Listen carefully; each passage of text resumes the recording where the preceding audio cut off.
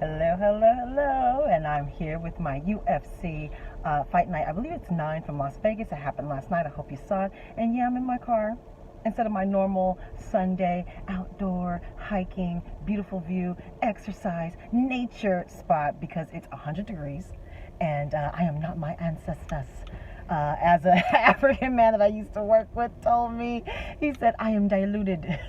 I am not pure.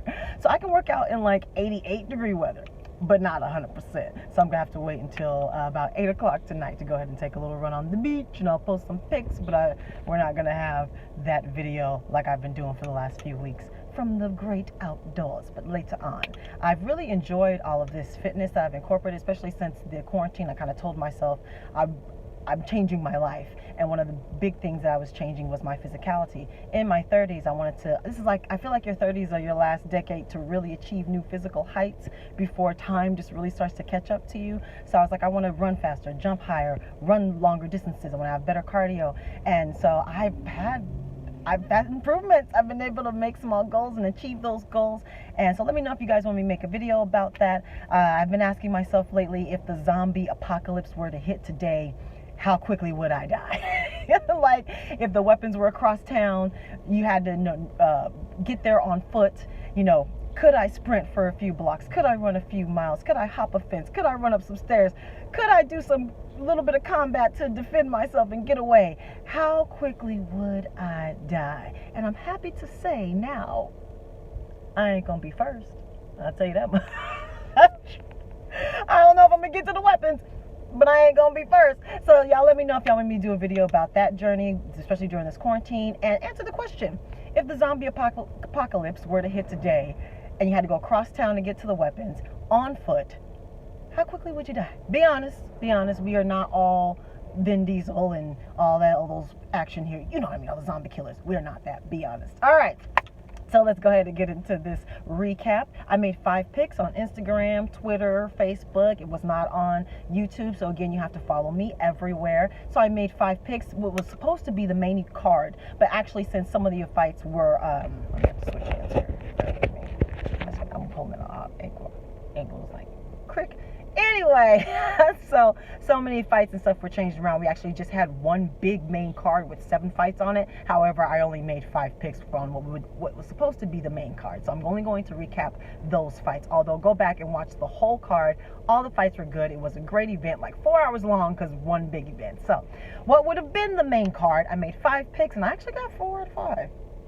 So good night for me. Let's go ahead and get into that. What would have been first, I chose Brian Kelleher to beat Ray Rodriguez. He did in the first round via a guillotine choke. They kind of felt each other out for a little bit. Ray went in for a takedown, got him up against the cage, left that neck out there, snatched it up, tap, tap. Who would you like to see? Brian Kelleher fight next. He looks great. Next up, this was the one that I did not get.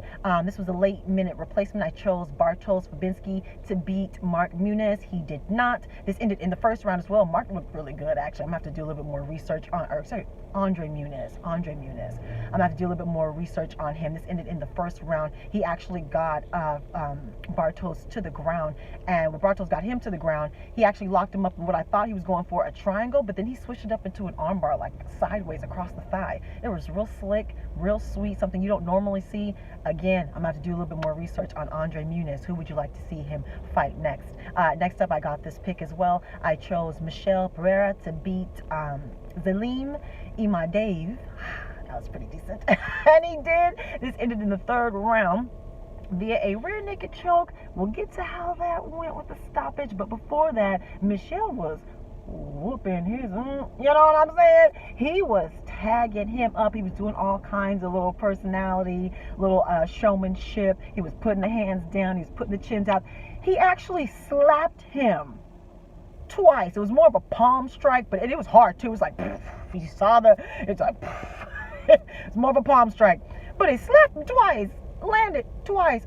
Disrespect. But he was doing all cartwheel kicks and things, he was doing all sorts of things to kind of to make himself unpredictable, and it worked. Plus, he was a bit faster, and also he had the reach advantage, and he had enough of the traditional and the basics in there that it was he didn't tire himself out, which has been a problem in the past for him. He's also had some injuries in the past. I hope he's here for a while. This was a great performance against a strong competitor, and he basically dismantled him and ended up finishing him in the third round. And let's get to that. So again, winning the entire fight, including this third round. About 20 seconds left. He decided to go ahead, hands behind the hips, and take him down just for good measure. Oh, flip him over like body slam, take down just for good measure. I mean, he was clowning throughout this entire fight, y'all. Took him down, grabbed the back, snatched up the rear naked choke. As soon as he got it in there, it looked like a unintentional tap, like a reflex, how some fighters will just real quick, but then they kind of like their training snaps in and they can fight the hands and do what I got to do. It looked like something like that, or possibly just he was moving in a way where it might have been intentional. However, an intentional tap is a tap, and it's just unfortunate that fortunately the ref was in perfect position. Not only was he right there to see it, he was close. Had he been across the octagon and this happened, because he kind of real lightly and then he immediately started fighting the hands. Had he been across the octagon, by the time the ref would have got there, I really feel like he wouldn't have stopped the fight. But he was right there and he saw it. As soon as he went, boop, the ref moved, stopped the fight. So there you go. Plus, again, only 20 seconds left. He was going to lose this fight anyway unless he had some spectacular KO in the last 20 minutes or 20 seconds. So you let me know what you thought of that fight, of that stoppage, of his performance, and who would you like to see Michel Pereira fight next? Now, co-main event, and I got this pick as well. I chose OSP, Ovince St. Preux, to beat Alonzo Menifield, and he did. So the first round, I was kind of feeling each other out a little bit. The more Alonzo put together combinations, he did better, but it did seem like he was hesitant. Ovince, of course, had the reach advantage. He was much bigger than him. He was able to get Ovince against the cage a bit, but Menifield kind of fought Ovince's game. It was a slower pace.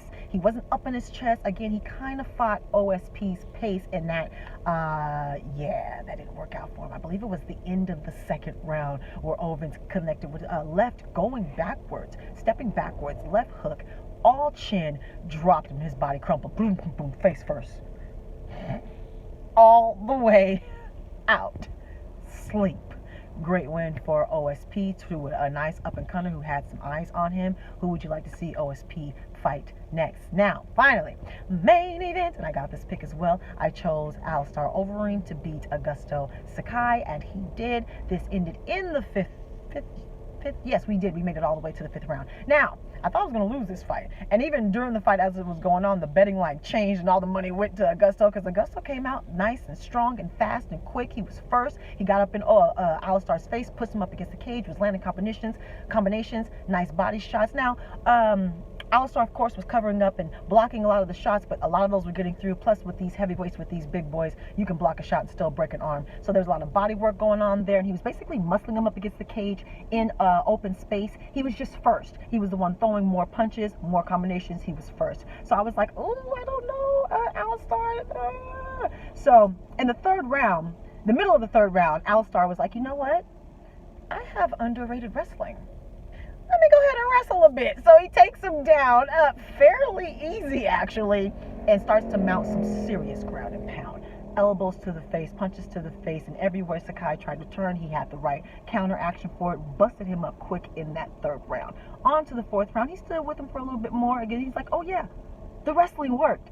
Let me take him down. Takes him down again with an unconventional takedown that DC kept clowning because he was like, I don't know what that is, but it worked. You'll never see that in an amateur wrestling competition. DC was clowning. Anyway, but it worked. Took him down, busted him up even more to the point by the end of the fourth round, I thought he might even get stopped. We could see a knockout TKO on the ground, but he survived that fourth round, only to be finished shortly in that fifth round. Got him down to the ground immediately. He basically submitted to the takedown and turned his back to Alistair. And Alistair, the shots, you could hear them so clear because the audience isn't there. But even if the audience was there, I mean, these elbows, whap, whap, punches, whap. Oh my gosh, and this bloodied just mangled face, and so the ref stopped the fight. Good stoppage.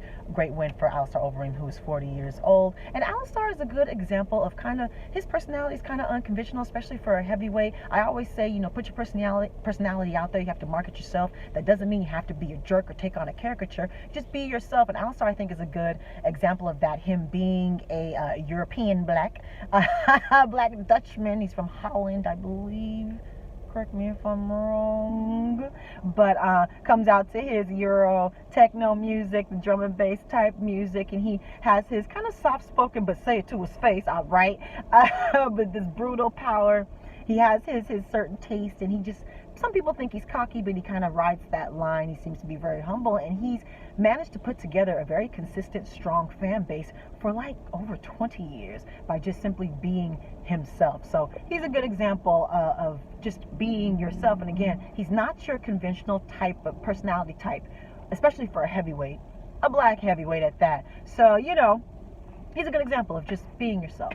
And who do you think should be next for Alistair Overeem at 40 years old? He's still right up there in title contention. Who do you think should be next? Let me know how you did on all of your picks. Let me know any injury updates. Let me know, of course, about tell me your fitness journeys. Let me know what you've been doing during quarantine. If you've been off, I work at a casino. We're actually still shut down.